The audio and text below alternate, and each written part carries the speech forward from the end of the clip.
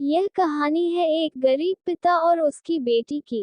एक बार वह गरीब व्यक्ति अपनी बेटी को उसके स्कूल से लेकर शहर के एक महंगे होटल में पहुंचा। उस व्यक्ति ने फटे पुराने कपड़े पहने हुए थे और उसकी बेटी स्कूल की ड्रेस पहनी हुई थी।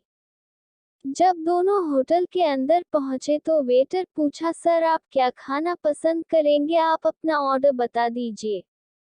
तब उस व्यक्ति ने कहा कि आप मेरे बेटी के लिए एक प्लेट पाव भाजी लेकर के आ जाइए बस।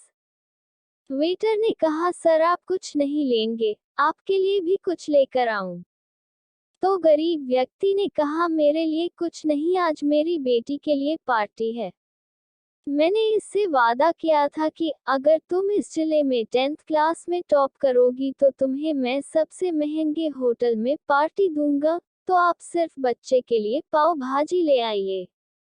वेटर ये बात सुनते ही दौड़कर अपने मालिक के पास गया और बोला कि सर आपसे एक छोटी सी रिक्वेस्ट है कि आप मेरी सैलरी से पैसा काट लेना, लेकिन आज मैं चाहता हूँ कि उस बच्ची के साथ उसके पिता को भी एक प्लेट पाव भाजी खिलाया जाए, क्योंकि उस बच्ची ने पूरे जिले में 10th क्लास में टॉप किया है। वह गरीब पिता है, ज्यादा पैसे नहीं होंगे, इसलिए कह रहा है सिर्फ बच्ची के लिए ले आओ।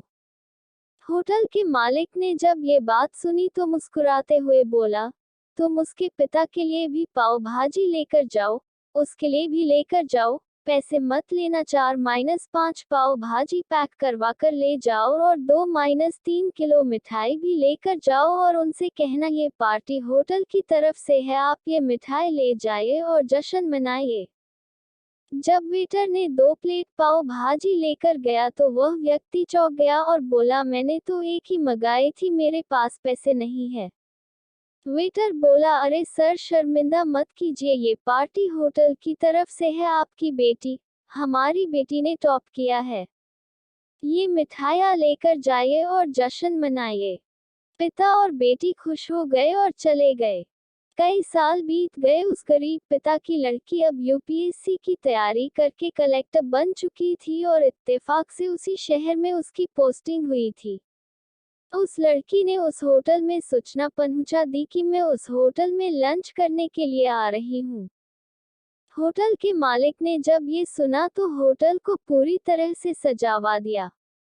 गांव में ये बात पूरी तरह से फैल गई और कस्बे के सभी लोग उन्हें देखने के लिए आने लगे।